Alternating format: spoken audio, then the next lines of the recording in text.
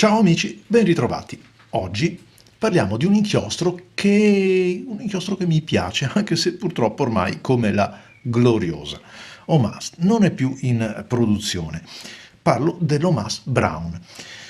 Non è più in produzione come le penne, anche se insomma a mozzichi, a pezzi, eccetera. Qualcuno riesce ancora a produrle, chi perché ha rilevato i macchinari e i pennini, chi perché le barre di celluloide, insomma, comunque Omas non esiste più, purtroppo. Speriamo che i nostri bravi imprenditori italiani riescano a riportare le penne con i propri marchi a questa qualità che ha contrassegnato la storia della penna stilografica in tutto il mondo.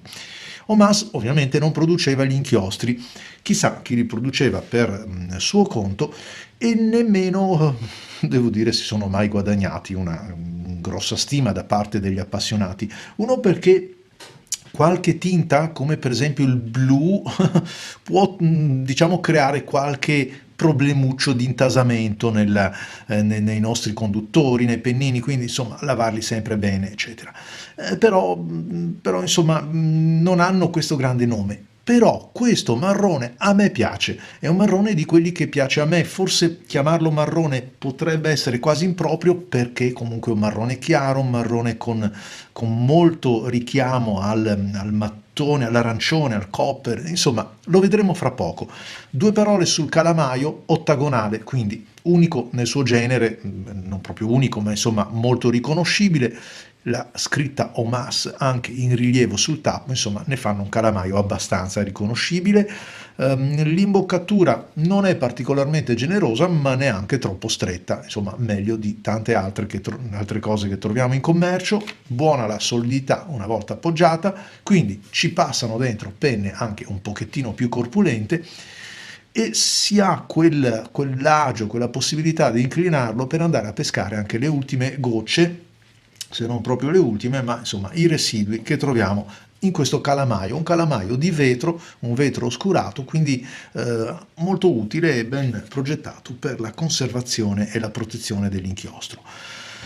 Beh, lo provo su una penna, credo sia la quinta penna che compro di questa tipologia, cioè la 742 col pennino FA, il pennino Falcon, un pennino che ha un sacco di qualità, ma anche tante pretese. Siccome sono pennini semi-artigianali, bisogna trovare anche quello ben realizzato. Un giorno dedicherò un video proprio sulla produzione del pennino flessibile, sul precarico, su quella che è la flessibilità della lamina e la lavorazione, come purtroppo a volte tende a deformarla, cioè tutti i rischi che si incontrano nel percorso. Allora, cominciamo però con ordine, non lo lascio troppo esposto, se no poi non scrive. Invece questo mi sembra di aver trovato un pennino che si comporta davvero bene. Spero che non mi deluda. Andiamo con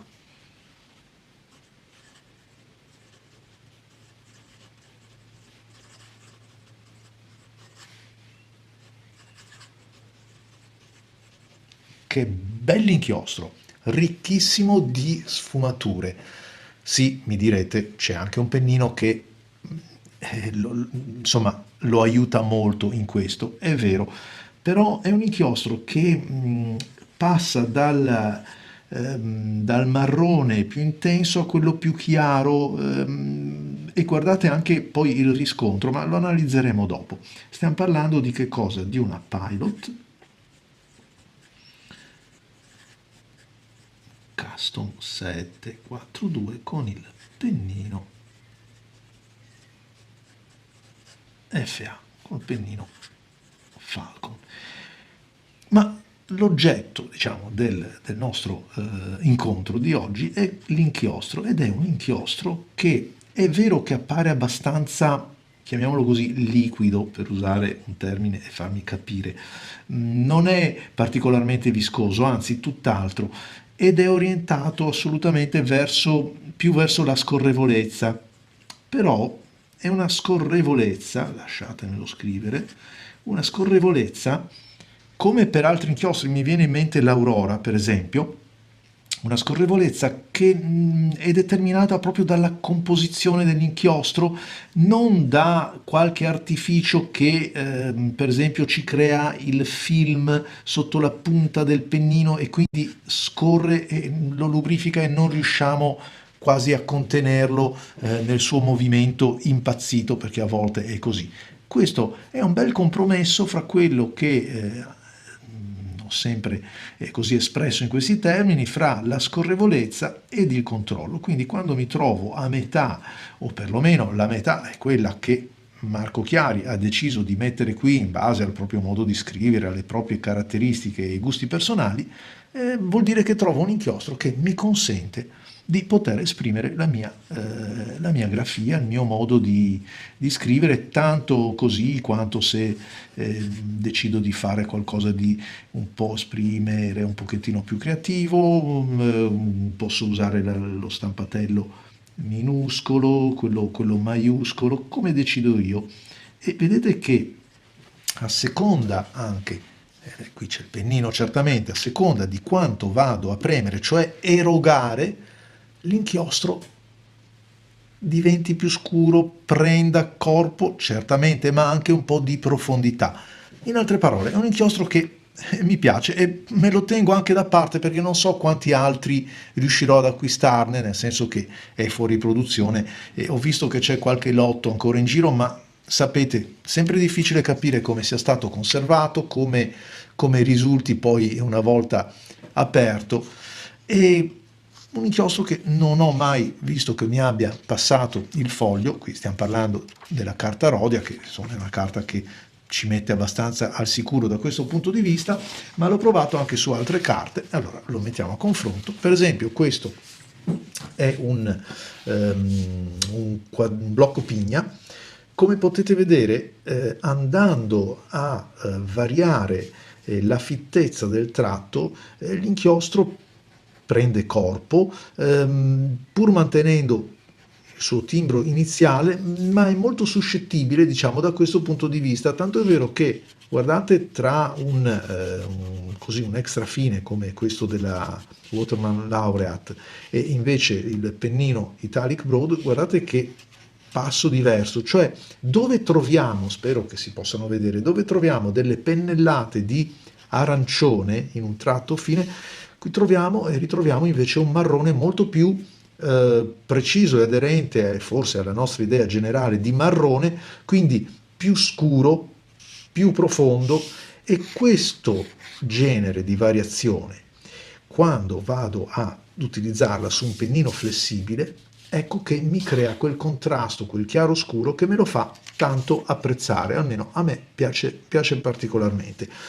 Tanto di più quando vado ad utilizzarlo su una carta come questa, che è Fabriano e Coqua, che è una carta che uso spesso come termine di paragone perché innanzitutto ha un punto di bianco ben più caldo, quindi un'intonazione generale che falsa, diciamo che crea uno shift cromatico rispetto alla percezione visiva degli inchiostri, e però è in grado di aumentare, per esempio in questo caso, il contrasto con un marrone, di renderlo un po' più scuro, perché se lo metto a confronto con questo, che è lo stesso inchiostro, lo stesso pennino, fra l'altro, sembra che questo sia più scuro. È determinato soltanto dalla finitura superficiale della carta che, essendo un po' meno liscia,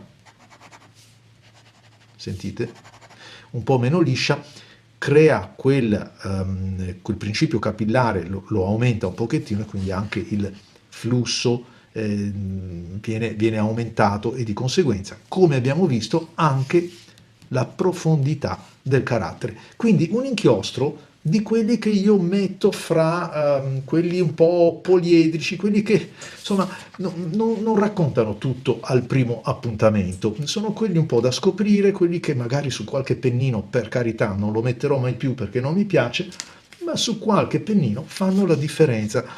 Qui ancora, ma è sempre lo stesso pennino su una carta Rhodia rigata, mi piace proprio questo ricco di shading, mi sono segnato, sì, assolutamente buono. Vi faccio vedere in confronto con altri, permettete che faccia un po' di spazio qui sulla scrivania, Andiamolo a vedere in confronto ad altri inchiostri, che ce l'ho qua giusto per farvi vedere. Per esempio risulta abbastanza simile al nostro Visconti, anche se il Visconti, che è questo che abbiamo qui a sinistra, è un inchiostro un pochettino più scuro, perde questa connotazione arancione. Eccolo qua. Vedete, è un pochettino più scuro, però me lo ricorda abbastanza, un po' anche per la qualità, diciamo, di come scorre. Un inchiostro che comunque mi piace abbastanza. Lo mettiamo in confronto anche al Diamond Oxblood, solo per darvi un'idea di quanto il marrone, che è una tinta veramente camaleontica, perché sapete che è la somma di molti colori, non sarebbe neanche un colore primario, non è un colore primario, e basta alterare un pochettino qualche dominante per portarlo sul porpora, sul rosso, sull'arancione, e quindi insomma davvero si presta per tantissimi utilizzi. Questo invece è il Waterman Brown, più secco, più deciso, meno arancione, più vicino ad un peperone maturo, una melanzana come tipo di, vedete, di sfumatura. Qui davvero sembra, ora è anche la luce che lo inquadra in questa maniera, un pochettino troppo nero rispetto all'Omas Brown, che resta secondo me un valido inchiostro per avere un marrone che sia chiaro, è un marrone che aiuta quei pennini flessibili, per esempio, ad esprimere una bella e gradevole variazione del corpo, del carattere. Trovo che sia un arricchimento per tutti quelli che cercano magari un po' di espressività nella loro scrittura. E a voi tutti amici, grazie per aver seguito anche questo video e l'appuntamento è al prossimo. Saluti inchiostrati. Ciao ciao!